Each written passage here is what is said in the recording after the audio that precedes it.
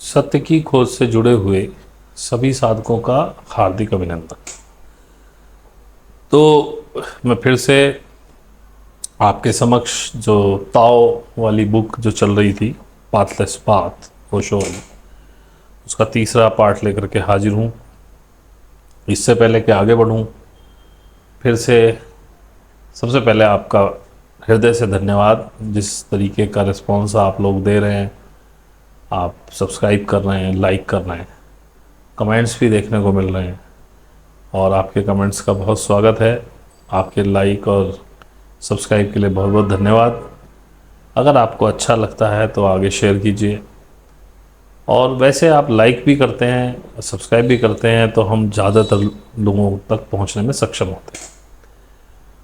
भीड़ के लिए ये सब मैं नहीं बना रहा हूँ, लेकिन जो कुछ लोग हैं जो अपने आप को, अपने जीवन को, अपनी एग्जिस्टेंस को जानना चाहते हैं, उन लोगों के लिए मैं ये बना रहा हूँ। तो जितना आप लाइक करते हैं या कमेंट करते हैं, तो यूट्यूब इसको ज़्यादा आगे भेजता है लोगों तक। और आप जैसे कुछ लोग जो अपने सवालों में उलझे हुए हैं, थे या हैं, कुछ सवालों के जवाब जानना चाहते हैं, तो उन तक मैं पहुंच पाता हूं। इसके लिए आपका हृदय से धन्यवाद। डिस्क्रिप्शन में हमारा फेसबुक पेज है, वहाँ फ्रेंड रिक्वेस्ट भेज सकते हैं। इंस्टाग्राम आईडी है, उसे फॉलो कर सकते हैं। आप यदि साधना, ध्यान सब सीखना चाहते हैं, क्योंकि मैट्रिक्स से बाहर आने के लिए ये जो ताओ की बात मैं कर रहा हूँ, इसको भी अपनाने के लिए साधना आवश्यक है, उसके बिना संभव नहीं है। तो आप मेरे इंस्टा कह रहा हूँ, मेरे टेलीग्राम पर, व्हाट्सएप पर, जो सब डिस्क्रिप्शन में लिखे हुए हैं, ईमेल पर कनेक्ट कर सकते हैं। मेरी फ़ीस है 1000 रुपये महीना। जो 1000 रुपये देने में सक्षम नहीं है, प्लीज़ वो कनेक्ट ना करें, और जो सक्षम है वही कनेक्ट करें। Thank you very much. इसी के साथ मैं, ये दूसरा चैप्टर है, इसका नाम है a man who knows how to console himself. एक व्यक्ति जो जानता है कि खुद को सांत्वना कैसे देनी है। तो इसमें कॉन्फ्यूशियस का जिक्र है, जो चाइना साइड में एक बड़ा विद्वान माना जाता है, और जो मेटलिस्टिक व्यक्ति है, तो उसका जिक्र करते हुए इसमें कन्फ्यूशियस का वर्णन है, और ताओइस्ट मास्टर का वर्णन है। तो सबसे पहले इसका जो वो है, जिसके ऊपर ये पूरा चैप्टर है, वो मैं आपको पढ़ के सुना देता हूँ। When Confucius was roaming on the Mount Tai, he saw Zheng Qi walking on the moors of Chang in the rough fur coat with a rope around his waist, singing as he strummed a lute. तो वो कह रहा है कि Confucius जब mount ताई पे घूम रहा था, तो उसने जंगची को देखा, जो कि एक पुराना सा फर का कोट पहने हुए, जिसके चारों तरफ एक रस्सी बंधी हुई थी, उसमें नाच रहा था, गा रहा था, जैसे वीणा बजा रहा हो। स्ट्रम डे लूट मतलब वीणा बजाना। तो कन्फ्यूशियस ने उससे पूछा, master what is the reason of your Joy? आप इतना जो खुश हैं, इसका रीज़न क्या है? तो वो जंगची कहता है, आई हैव मैनी जॉयस, मेरे बहुत सारे जॉय हैं। Of the myriad things which heaven begot mankind is most noble, and I have the luck to be human. This is my first joy. People are born who do not live a day or a month, who never get out of their sweating clothes, but I have already lived 90. This is my joy. For all men, poverty is the norm and death is the end. Abiding by the norm, awaiting my end, what is there to be concerned about? तो वो कहता है कि मेरे बहुत सारे Joy हैं, जिसमें से कि एक तो यह है कि लोग पैदा होते भी मर जाते हैं, और मैंने 90 पार कर दिया, ये उसमें से एक जॉय है। और सबसे बड़ी बात है कि मैं एक ह्यूमन की तरह बॉर्न हुआ हूँ। बहुत से लोग हैं जिनके लिए पॉवर्टी में वो जीते हैं, और उनकी डेथ, उनका एंड होती है।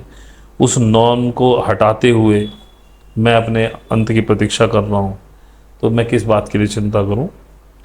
तो कन्फ्यूशियस उसे गुड कह के चला जाता है। Here is a man who knows how to console himself. तो कन्फ्यूज कहता है कि ये एक व्यक्ति है जो अपने आप को कंसोल कर सकता है, सांत्वना देना जानता है कि कैसे दी जाती है। ऐसे तो इसमें बहुत सारी बातें हैं, उसके लिए तो मैं पूरी किताब तो नहीं पढ़ के सुना सकता हूँ, लेकिन जो मैंने मार्क की हैं, जो बताने वाली बात है। अब देखिए, इस बुक का आनंद तो वही ले सकता है जो इसे पूरा पढ़े, तो आप इसे मंगा सकते हैं तो पढ़ लीजिए। लेकिन मैंने जो सोचा कि आपको बताना चाहिए, तो इसमें ओशो कहते हैं a disease has a reason but health is a natural. वो कहते हैं कि किसी को कोई बीमारी होगी तो उसका कोई ना कोई रीज़न होता है, लेकिन क्या आप हेल्थ का कोई रीज़न दे सकते हैं? नहीं, क्योंकि हेल्थ तो नेचुरल है। अगर तुम एक डॉक्टर के पास जाओ और उससे पूछो वाई आई एम हेल्दी, मैं हेल्दी क्यों हूँ, तो वो आपको कोई उत्तर नहीं दे सकता है। और अगर आप किसी के पास जाके पूछो कि मैं बीमार क्यों हूँ, तो उसके बहुत सारे आंसर्स हो सकते हैं, डिपेंडिंग अपॉन कि किस चीज़ से इस समय आप जूझ रहे हैं, किस तरह के कॉज हैं। वो आपको डायग्नोस कर सकता है और एक रीज़न भी फाइंड आउट कर सकता है कि क्यों आप बीमार हैं, लेकिन ऐसा कोई रीज़न नहीं बना जो आपको बता सके कि आप हेल्दी क्यों हैं। और हेल्थ जो है वो नेचुरल है, प्रकृति प्रदत्त है, और हेल्थ जैसी है वैसी ही उसे रहना चाहिए। जब वो हेल्थ वैसी नहीं रहती है, उसी को इलनेस कहते हैं।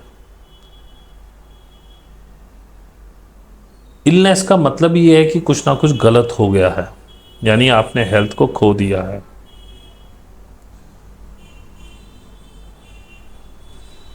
अगर इसमें इसको पूरा पढ़ना ही पड़ेगा मेरे हिसाब से। अगेन ली त्सू, जो कि एक ताओइस्ट मास्टर है, वो कन्फ्यूशियस पे जोक करते हुए कह रहे हैं that's how they are very subtle people. He is saying that the whole Confucian wrong attitude is there. वो कह रहे हैं कि कन्फ्यूशियन एटीट्यूड जो है वो गलत है हर क्वेश्चन में। कन्फ्यूशन, वो कहता है कन्फ्यूशियस सोचता है कि जॉय का भी कोई रीज़न होता है, लेकिन ली त्सू कहते हैं कि जॉय का कोई रीज़न नहीं है। जॉय है, अनएक्सप्लेन्ड है, उसको एक्सप्लेन नहीं किया जाता है, उसको एक्सप्लेन किया भी नहीं जा सकता है। जब वो है और जो वो नहीं है तो वो नहीं है। जॉय का कोई रीज़न नहीं हो सकता। जब वो नहीं है तो आप एक रीज़न फाइंड कर सकते हैं कि क्यों आप खुश नहीं हैं या जॉय में नहीं हैं, लेकिन जब वो है तो आप ये रीज़न नहीं फाइंड कर सकते हैं कि वह क्यों है तो है। अगर आप बुद्ध से पूछें कि आप खुश क्यों हैं, वो अपने कंधों को उचका के बोलेंगे आई डोंट नो। और अगर आप लाओ त्सू से पूछें कि आप इतने ब्लिसफुल क्यों हो, तो वो कहेगा कि प्लीज़ डोंट आस्क इट, ये मत पूछो, ये मत पूछो कि मैं ब्लिसफुल क्यों हूं, लेकिन ये पूछो कि आप क्यों नहीं हैं। ये एक छोटे झरने की तरह है जो एक पर्वत से बह रहा है, जहां कुछ भी छुपा हुआ नहीं है और स्प्रिंग चारों तरफ फैल रही है। उसके बीच में कोई भी, क्या कहते हैं कि कोई रुकावट नहीं है, कोई पत्थर नहीं है। तुम ये स्प्रिंग क्रिएट नहीं कर सकते हो, करते हो। तुम केवल नेगेटिव चीजें निकाल दो, तुम केवल उसके बीच में जो हर्डल्स हैं, जो जॉय के बीच में हर्डल्स आ रहे हैं, वो निकाल दो, तो ये झरना तुम्हारे अंदर भी बह ही रहा है। लेकिन तुम्हारे हर्डल्स, जो भी नेगेटिव चीज़ें तुमने पकड़ रखी हैं, उसकी वजह से ये झरना बह नहीं पा रहा। और जैसे ही तुम ये पत्थर हटा देते हो तो आप इस जॉय रूपी झरने को बना नहीं रहे हो, वो वहीं था, केवल ऑब्स्टिकल हटाया तो वो बहना शुरू हो जाता है। तो वो कहता है यदि आप जॉयफुल नहीं है, आप ब्लिसफुल नहीं है, तो आपको क्वेश्चन ये करना चाहिए कि मैं क्यों नहीं हूं, ये रादर देन कि आप मुझसे पूछे कि आप खुश क्यों हैं। कोई मुझसे पूछे कि आप इतना एनर्जेटिक, इतना शांत कैसे रह लेते हो, that is not a question.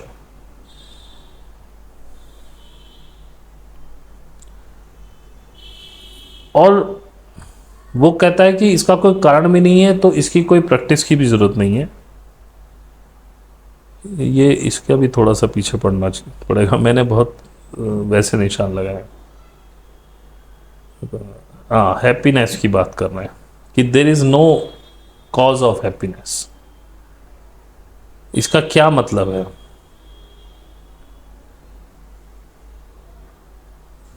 You will have, जब तुम इसे समझ जाओगे कि इसका कोई कॉज नहीं है हैप्पीनेस का, तो ये हर क्षण में आप हैप्पी रहोगे।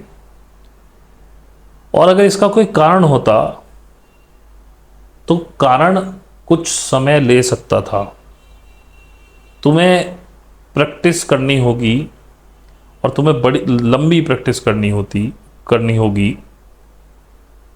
और ताओ का जो एटीट्यूड है वो कहता है कि you can happy this moment, आप अभी भी खुश हो सकते हैं, केवल ये जानो कि आप खुश क्यों नहीं हैं। अब वो कहता है इसका मतलब क्या है?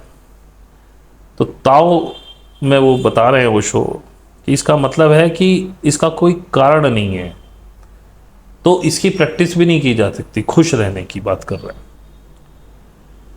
ये केवल एक सवाल है कि आप इसे अलाउ करें, वो वहीं पर है, केवल आप खुश रहना अलाउ करें। अगर आप नहीं अलाउ करते हैं तो आप एक रॉक, एक पत्थर की तरह फंक्शन करते हैं जो उसे रोक रहा है। और अगर आप उसे अलाउ कर देते हैं हैप्पीनेस को, तो वो पत्थर आपने हटा दिया है। केवल सवाल है इसे अलाउ करने का। ईश्वर हमेशा है, आप केवल अलाउ कीजिए, दैट्स ऑल, खत्म। अगर आप नहीं अलाउ करते हैं तो वो कभी अंदर नहीं आएगा। ईश्वर आपके दरवाजे पे ही खड़ा है, क्योंकि वो आपकी फ्रीडम को डिस्ट्रॉय नहीं करना चाहता, वो आपकी फ्रीडम को प्रोटेक्ट करता है। This is what a true love, जो मैंने पहले भी सिखाया। क्योंकि गॉड, जो ईश्वर है, वो आपसे बहुत प्यार करता है। और प्यार का मतलब होता है कि आप सामने वाले को फ्रीडम दीजिए, उसकी फ्री विल पे आप बंधन ना लगाइए, उसको ज़बरदस्ती किसी काम को करने के लिए एग्री मत करने होने दीजिए। तो वो ईश्वर कई जन्मों से तुम्हारे दरवाजे पर ऐसे ही खड़ा हुआ है, सिर्फ वो चाह रहा है कि एक आप उसे अलाउ करो। जब तक आप अलाउ नहीं करोगे, वो अंदर नहीं आना चाहता है। आपकी परमिशन के बिना वो केवल इंतजार करता रहता है। इफ यू से नो, अगर आप नहीं कहते हैं कि मत आओ अंदर, वो आपके अंदर आने का सोचता भी नहीं है, ट्राई भी नहीं करता है। एंड इसे मैं कुंडलिनी कहता हूं। यही जो इच्छा है आपकी कि आप उसे अलाउ करते हैं कि नहीं है, this is called kundalini. When you allow it, जब आप उस गॉड को, उस ईश्वर को अलाउ करते हैं एंटर होने के लिए कि आप अब मुझ में आइए, मुझ में समाइए, यही वो इच्छा शक्ति है जिसे मैं कुंडलिनी कहता हूं। अगर आपके दरवाजे पर लिखा हुआ है कि कोई भी अंदर नहीं आ सकता बिना परमिशन, तो वो वेट करता है। और वो आपकी परमिशन भी नहीं पूछता, वो खटखटाता भी नहीं है कि क्या मुझे आप अंदर आने देंगे।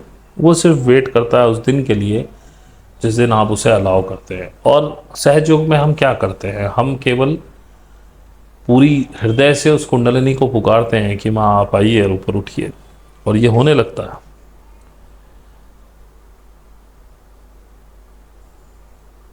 क्योंकि वो कहता है कि अगर वो आपसे परमिशन भी मांगे तो वो आपकी फ्रीडम में इंटरफेयर कर रहा है, आपकी फ्री विल में मतलब जबरदस्ती वो कह रहा है कि क्या मैं अंदर आ जाऊं। तो वो केवल इंतज़ार करता है, वो कोई डोरबेल नहीं बजाता, वो केवल इंतज़ार करता है। ईश्वर हर जगह है, इंतज़ार कर रहा है इतनी शांति से कि उसकी प्रेजेंस भी आपको फील नहीं होती है और आपको लगता है ईश्वर कहीं है ही नहीं, आप उसे देख नहीं सकते हैं। अगर आप देखें तो गॉड जो है वो सबसे ज़्यादा एब्सेंट है इस पूरे वर्ल्ड में। लेकिन जब आप उसको अलाउ करते हैं, जब आप उसको पुकारते हैं, तो ये घटित होता है, आपके शरीर में महसूस होता है आपको कि कोई चीज़ है। जो ईश्वरवादी हैं वो कह सकते हैं कि ये एग्जिस्ट करता है, और अनीश्वरवादी पूछ सकते हैं ये कहाँ है, कहाँ एग्जिस्ट करता है। लेकिन वो इतना नॉन इंटरफेयरिंग है कि आपकी पूरी फ्रीडम को अलाउ करता है, चाहे आप उसे एग्जिस्टेंस में माने या ना माने। And because he is so silent, और you can not live without God, you have created your own gods. ये मैंने इसमें ऐड किया है। जब मैं पढ़ रहा था तो मुझे लगा कि ये लाइन लिखनी चाहिए, तो मैंने लिखा, क्योंकि वो इतना साइलेंट है कि उसकी एग्जिस्टेंस आपको फील नहीं होती है। और आपका एक नेचर है कि आप ईश्वर के बिना नहीं रह सकते हैं, लेकिन आप उसे जानते नहीं हैं, आप उसकी प्रेजेंस को महसूस नहीं करते हैं, वो इतना साइलेंट है। इसीलिए हमने अपने गॉड क्रिएट किए हैं, ताकि आप कह सकें कि मेरा एक भगवान है। जैसे क्रिश्चियन क्राइस्ट को, मुस्लिम्स अल्लाह को,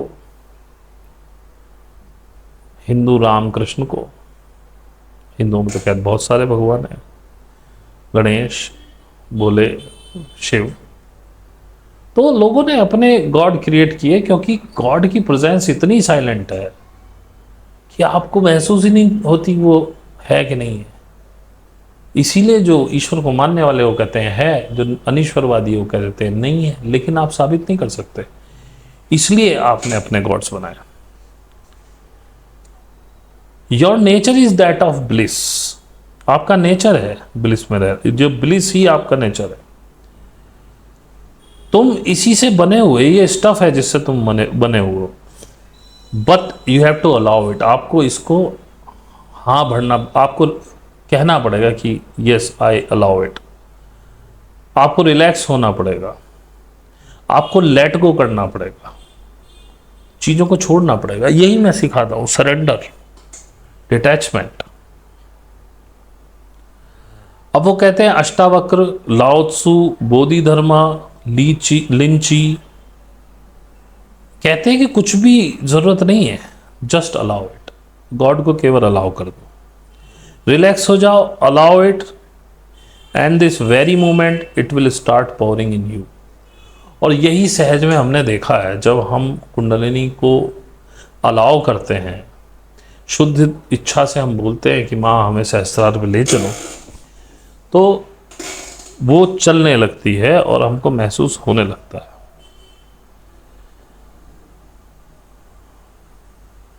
और वो कहते हैं there can not be a many joy. जैसा वो बंदा कह रहा है कि आई हैव मैनी जॉय, तो वो कहते हैं कि अगर आपके पास बहुत सारे जॉय है तो आपने अभी समझा ही नहीं कि जॉय क्या है, क्योंकि जॉय सिर्फ एक ही चीज़ है। There can not be a many joy, बहुत सारे नहीं हो सकते हैं joy. There can be many diseases, बीमारियां बहुत सारी हो सकती हैं, but there can not be many health. Health is health.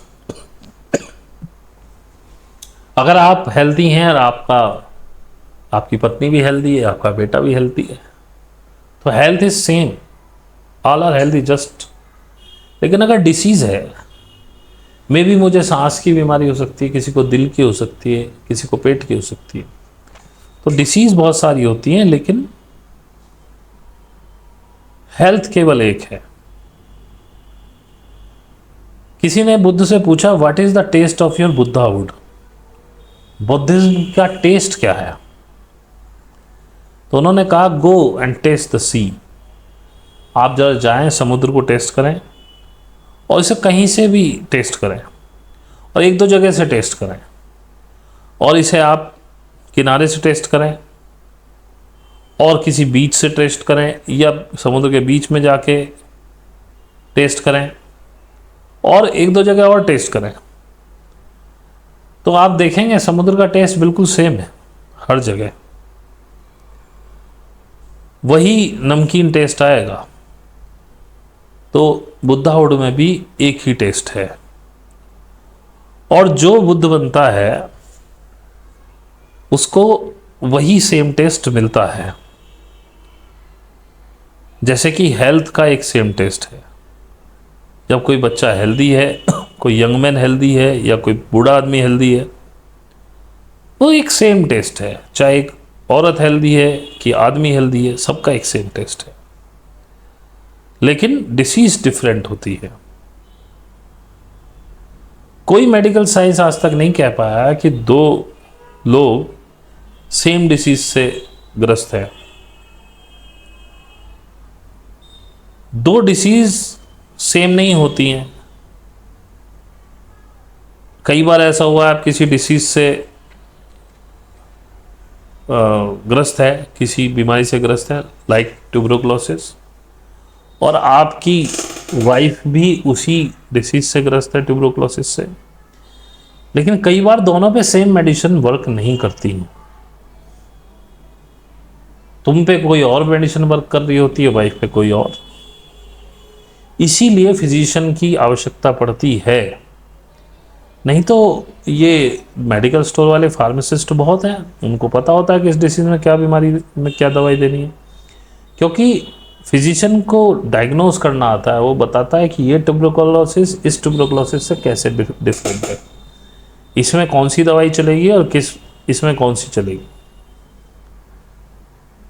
अगर एक बार डिसाइड हो गया कि ट्यूबरकुलोसिस में ये मेडिसिन चलती है, तो फिर फिजिशियन के पास जाने का क्या रह जाएगा, केमिस्ट उसको सप्लाई कर सकता है।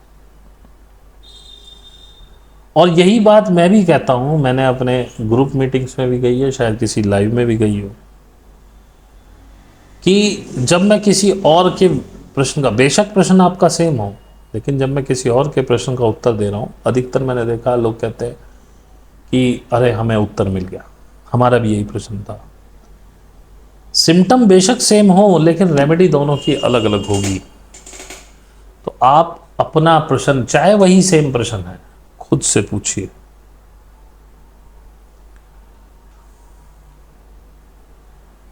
हर डिसीज की एक पर्सनालिटी होती है और हर पर्सन को ये अलग अलग तरीके से बिलोंग कर सकती है।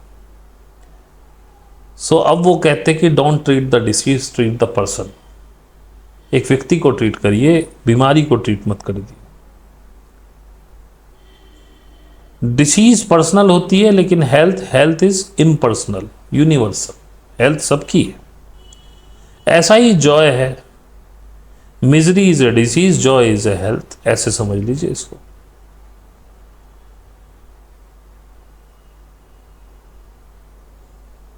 जब आप कहते हैं कि मेरे पास बहुत सारे जॉयज हैं, तो आपको पता ही नहीं है कि जॉय किसे कहते हैं। एक पर्सन जो कि बहुत दयनीय अवस्था में है, एक दिन वो कुछ कम दयनीय समझता है अपने आप को, कुछ खुश महसूस करता है और वो कहता है आई एम वेरी हैप्पी, मैं बहुत खुश हूं आज। ये सिर्फ एक रिलेटिविटी है कि आप जिस भयंकर पीड़ा से गुजर रहे थे, उसमें कोई रिलैक्स की खबर आ गई, आपको बड़ा अच्छा लगा और आप मोमेंटरली खुश हो गए, आई एम वेरी हैप्पी। लेकिन ये हैप्पीनेस नहीं है, ये एक रिलेटिविटी है कि आपको थोड़ा रिलैक्स मिल गया, आप खुश हो गए।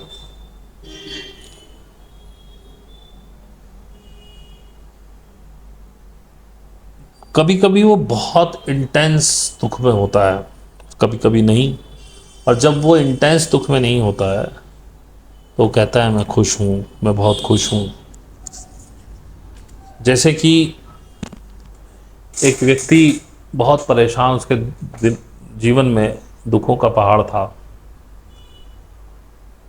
और वो एक जूता पहनता है जो उसको बहुत काटता है, बहुत चुभन देता है, बहुत दुख देता है। तो सडनली किसी व्यक्ति ने देखा कि यार इसका जूता तो इसको बहुत कष्ट देता है, तो उसने उसको वो जूता हटा के नए जूते वहाँ रख दिए। तो उसने जूते देखे और उसने बहुत खोजा अपने जूतों को, वो रोने लगा। उसका मेरे जूते कहाँ गए, मेरे जूते कहाँ गए। तो एक व्यक्ति ने कहा, मैं देख रहा था आपके जूते आपको बहुत परेशानी देते हैं, तो मैंने वो फेंक दिए, आपके लिए मैं नए जूते लाया, इन्हें लीजिए। तो वो और भी रोया। उसने कहा, तुमने मेरे जीवन का एकमात्र सुख मुझसे छीन लिया। उसने कहा, इसमें क्या सुख था, ये तो आपको बहुत परेशान करते थे। बोले, आपको नहीं पता, जब मैं रात को इन्हें उतारता था तो मुझे बहुत खुशी, बहुत रिलैक्स फील होता था, और मेरे पूरे जीवन में केवल यही रिलैक्स रह गया था। आज आपने वो भी मुझसे छीन लिया, अब मैं कैसे रिलैक्स होऊंगा। तो this is a momentarily happiness you got. जब आप इंटेंस दुख में होते हो तो एक जरा सा सुख का क्षण में भी आप बोलते हो आज मैं बहुत खुश हूँ, लेकिन वो खुशी नहीं है।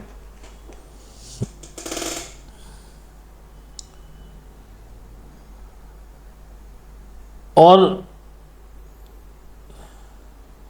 एक व्यक्ति हमेशा अपने आप को सोचता है कि ईगो में जब वो होता है कि मैं गॉड जैसा ही हूँ, I am next to God, और बहुत खुश होता है। लेकिन ईगो के थ्रू हैप्पीनेस कैसे आ सकती है? केवल ईगो के थ्रू तो अनहैप्पीनेस, दुख ही आ सकता है, खुशी तो नहीं आ सकती।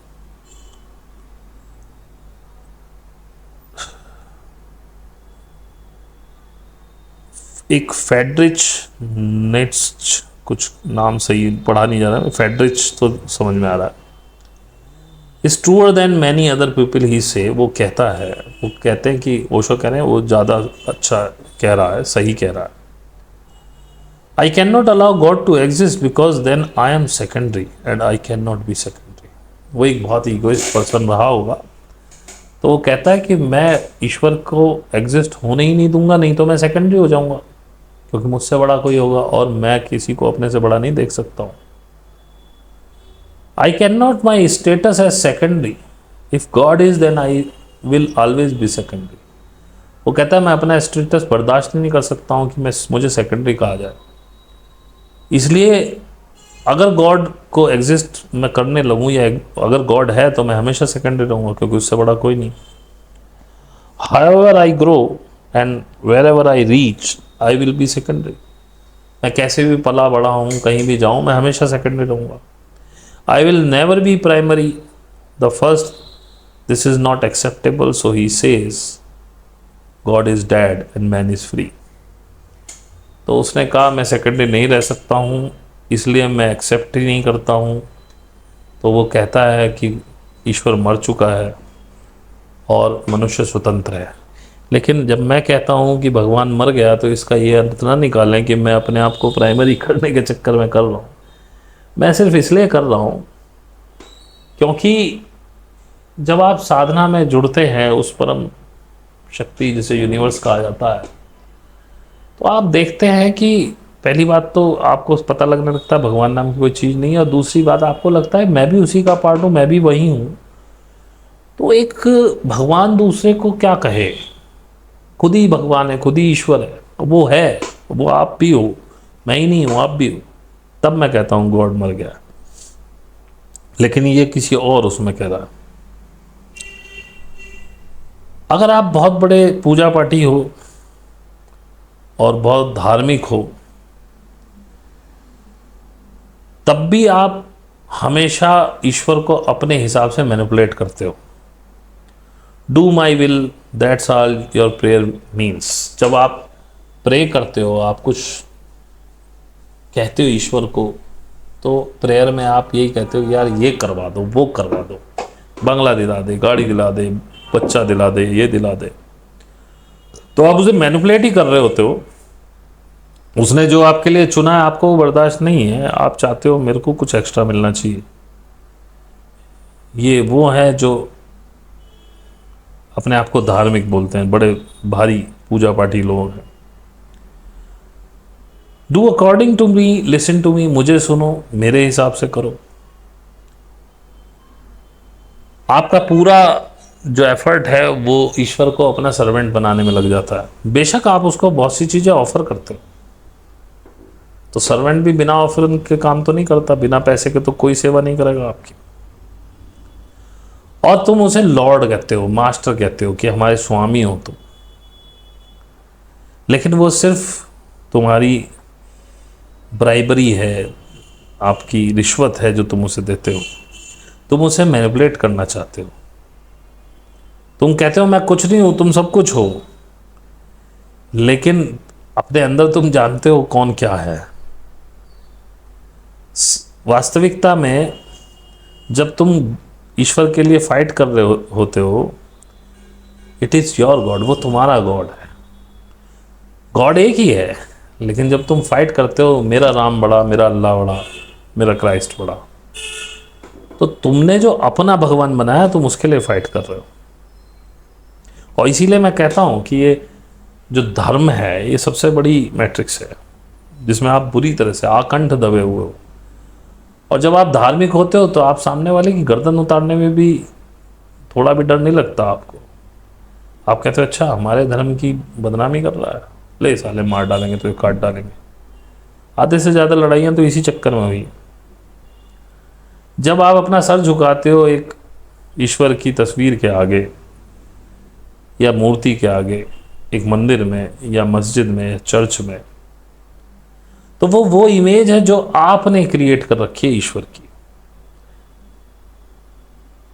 तुम अपनी ही क्रिएशन के आगे सिर झुका रहे हो, गॉड के आगे नहीं झुका रहे हो, क्योंकि तुमको वो वाला अच्छा लगता है। अब क्रिश्चियंस में तो कोई ज़्यादा गॉड है नहीं, एक ही है क्राइस्ट। मुस्लिम्स में भी अल्लाह है, लेकिन हिंदुओं में बहुत सारे ऑप्शंस हैं। तो आप देख रहे हो पहले क्या था, शैव और वैष्णव मत थे, तो ये दोनों संप्रदाय एक दूसरे को खून के प्यासे थे। शाक्त पंथ अलग था, उनका कोई अब तो सब मिक्स हो गया है। अब तो आप देवी के व्रत भी कर रहे हो, भोले बाबा के भी कर रहे हो, और राम जी के और कृष्ण जी को भी लगा रहे हो, ब्राइबरी दे रहे हो बराबर। लेकिन आपने पहले क्या होता था, जो वैष्णव वाले हैं, हमारा विष्णु राम कृष्ण, और वो शिव कार्तिकेय, इन सब से इनकी बैर थी। तो आपको जो अच्छा लगता है आप अपनी क्रिएशन के आगे, अपनी जो आपको अच्छा लगता है उसके आगे सर झुकाते। ऐसा नहीं है आप भगवान के आगे झुका दो।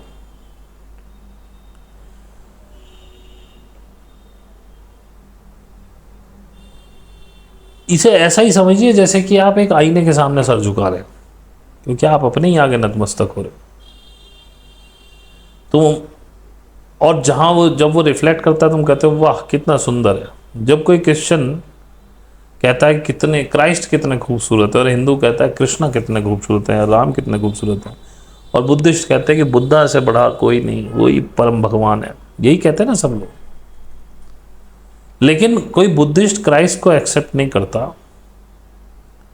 कि वो ब्यूटीफुल है, क्योंकि उससे उसकी अहंकार की तृप्ति नहीं होती। और क्रिश्चियन बुद्धा को नहीं करता, हिंदू क्राइस्ट और मोहम्मद को नहीं करते, क्योंकि उससे उनकी अहंकार की तृप्ति नहीं होती।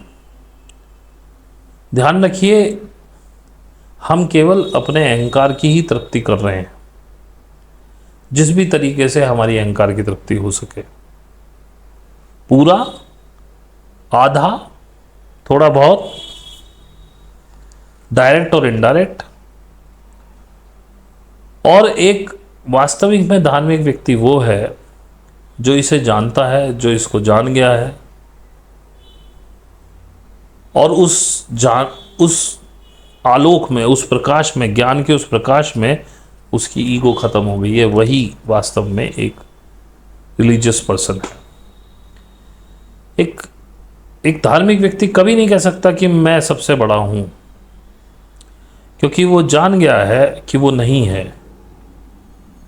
और यही वो एक्सपीरियंस है कि मैं नहीं हूं, और यहीं से जॉय फ्लो करता है। वो जो रॉक थी, वो जो पत्थर था आपके अंदर, वो आपने रिमूव कर दिया है ईगो का।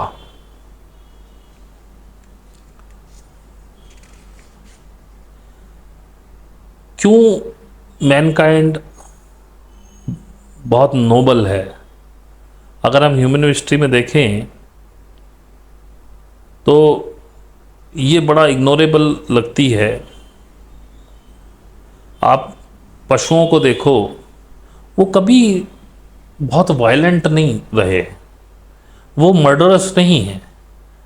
वो केवल उनको भूख लगती है तो वो शिकार करते हैं, अगर उनको भूख नहीं है वो आराम से पड़े रहते हैं, सामने से कोई भी जाओ। कोई जानवर आपने पॉलिटिशियन बनता नहीं देखा होगा, वो प्रेसिडेंट बनने की कोशिश नहीं करेगा कंट्री का। वो नेचुरली जीते हैं और नेचुरली मर जाते हैं।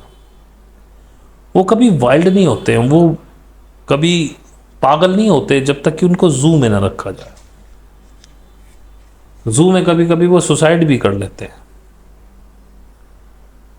और वो मर्डरर भी बन जाते हैं, हमला कर देते हैं, आदमी को मार जाते हैं, डेंजरस बन जाते हैं, क्योंकि आपने उनको बांध दिया। वो नेचुरल क्लाइमेट में नहीं है। वो केवल अपनी भूख के लिए मारते हैं, लेकिन आदमी बिना किसी रीजन के लिए भी मारता है। अगर एक व्यक्ति का दिमाग फिर जाए तो वो शेर को मार दे और कह दे ये तो गेम है, मैंने तो अपने अम्यूजमेंट के लिए मार दिया। जानवर ऐसा कभी नहीं करते हैं। कभी सुना है आपने कि कभी चीता शिकार पे निकला हो, शेर शिकार पे निकला हो? हम कह देते हैं वो शिकार पे निकला है, लेकिन वो शिकार नहीं करते। वो केवल अपनी भूख मिटाने के लिए जो उनका फूड है उसे गैदर करते हैं, उसको पकड़ते हैं बस। और ये उसका नेचुरल वे है। एक छोटी सी कथा इसमें लिखी हुई है कि एक शेर और एक लोमड़ी एक रेस्टोरेंट में जाते हैं, वो सीट पे बैठते हैं और लोमड़ी कुछ ऑर्डर करती है, लेकिन वो केवल अपने लिए ऑर्डर करती है, शेर के लिए नहीं। वेटर उससे पूछता है व्हाट अबाउट योर फ्रेंड, आपके दोस्त के लिए कुछ नहीं लाना?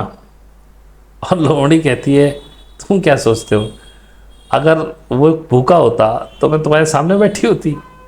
मैं तुम्हारे सामने बैठी हूँ, शेर के साथ बैठी हूँ, इसका मतलब ही है कि भूखा नहीं है। तो जब वो भूखे होते हैं वो मारते हैं जानवर, लेकिन वो अम्यूजमेंट के लिए, खेल के लिए कभी नहीं मारते हैं। वो खुद भी मारने में कोई इंटरेस्टेड नहीं होते हैं, वो केवल अपने खाने में इंटरेस्टेड है। तो इसमें कोई गलती भी नहीं है, लेकिन आदमी बिना किसी रीज़न के मारता है। जानवर आइडियोलॉजी के लिए नहीं मारते कि मैं कम्युनिस्ट हूँ, आप कैपिटलिस्ट हैं, मुस्लिम हूँ, आप हिंदू हैं। जैसे मुस्लिम में जिहाद का एक गलत मतलब निकाल के कि जो नॉन मुस्लिम हैं वो काफिर हैं, उनको मार देना चाहिए, ऐसा कुछ लोग समझाते हैं। आई नॉट एग्री विद दैट। लेकिन जानवर इस तरह से कभी नहीं मानते। आदमी किसी भी एक्सक्यूज के लिए मार सकता है, जैसे हिंदू मुसलमान को मार सकता है, मुसलमान हिंदू को मार सकता है, क्रिश्चियन मुसलमान को मार सकता है, बुद्धिस्ट को मार सकता है। लेकिन वो जानवर हमसे ज़्यादा समझदार है।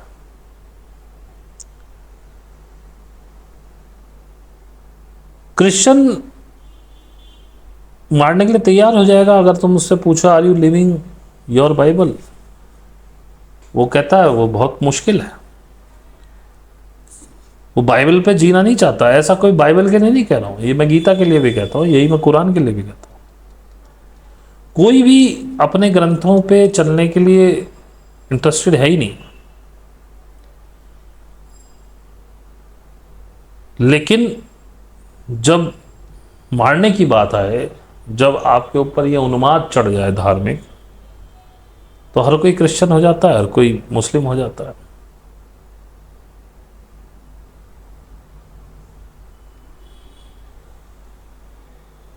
सदियों से 3000 सालों में लगभग 5000 युद्ध हुए, लेकिन जानवरों का कोई युद्ध नहीं हुआ। और कंपैरिजन से कभी आपको जॉय मिलेगा नहीं। Joy is a non comparative state, जहां आप कंपैरिजन ना कर रहे हो। सारी जो कायनात है वो इक्वल है। पेड़ हैं, पत्थर हैं, जानवर हैं, चिड़िया हैं, आदमी हैं, औरत है, और जो ये भगवान है, हम इस पूरी एग्जिस्टेंस को शेयर कर रहे हैं इक्वल टर्म्स में, इक्वली हम शेयर कर रहे हैं। जब आप इस इक्वलिटी के लिए, इस इक्वलिटी को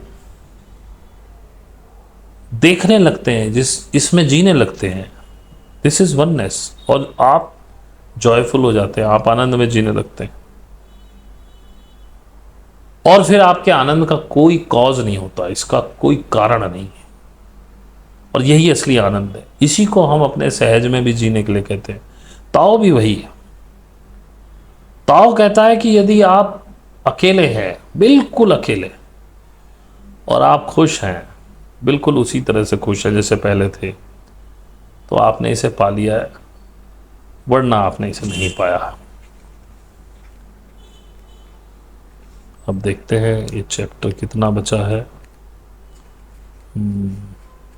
मैं समझता हूँ कि अब इसे विराम देना चाहिए, क्योंकि एक चैप्टर को एक दिन में ख़त्म करना मेरे लिए भी बड़ा मुश्किल होता है। तो इसको नेक्स्ट वाले पार्ट में ख़त्म करेंगे, और मैं बहुत ज़्यादा लंबा चैप्टर करना नहीं चाहता हूँ, बोरियत होने लगती है आप लोगों को।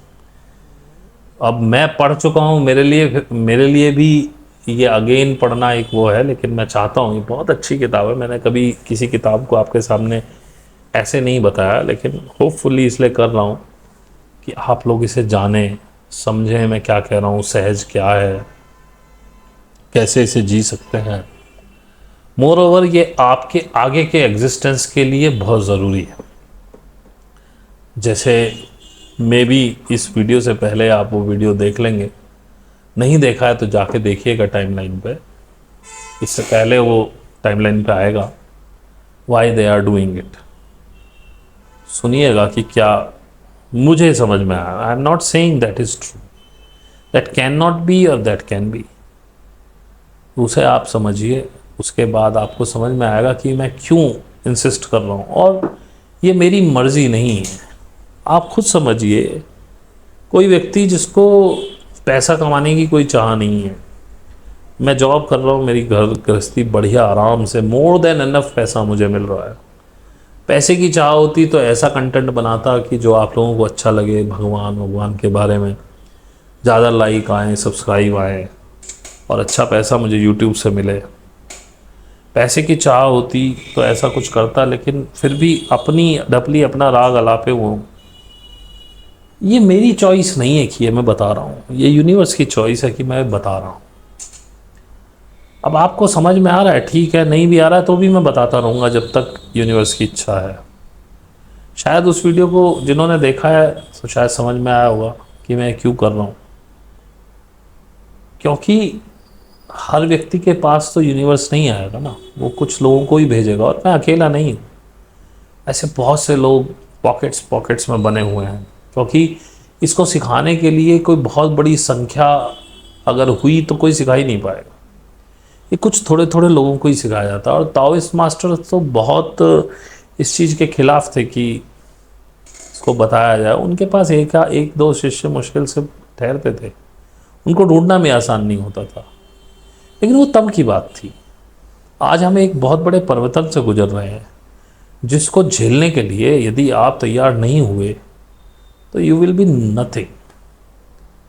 तो आशा है आपको ये अच्छा लगा होगा। अच्छा लगा हो तो पहले तो आपका यहाँ तक रुकने के लिए बहुत बहुत धन्यवाद। बाकी आप लाइक कीजिए, सब्सक्राइब कीजिए, अपना कुछ कमेंट लिखिए जो भी आपके मन में आ रहा है, अच्छा बुरा, एवरीथिंग इज़ एक्सेप्टेड। सीखना चाहते हैं तो मेरे व्हाट्सएप पे डिस्क्रिप्शन में आपको सब मिल जाएंगे, Telegram, WhatsApp, Facebook, Insta follow कीजिए और मुझे आप भेजिए। अगर आप सीखना चाहते हैं तो मैसेज कीजिए। 1000 रुपये महीना मेरी फ़ीस है, उससे कम पे मैं नहीं सिखाता हूँ। इफ़ यू कैन नॉट पे तो मेरे वीडियोस को सुनिए, समझिए क्या कह रहा हूँ। छोटी मोटी कोई बात है तो मेल कर दीजिए, मैं उसका जवाब दूंगा। इसी के साथ इस वीडियो को यहीं समाप्त करता हूँ। थैंक यू वेरी मच, आप सभी का बहुत धन्यवाद यहाँ तक जुड़ने के लिए।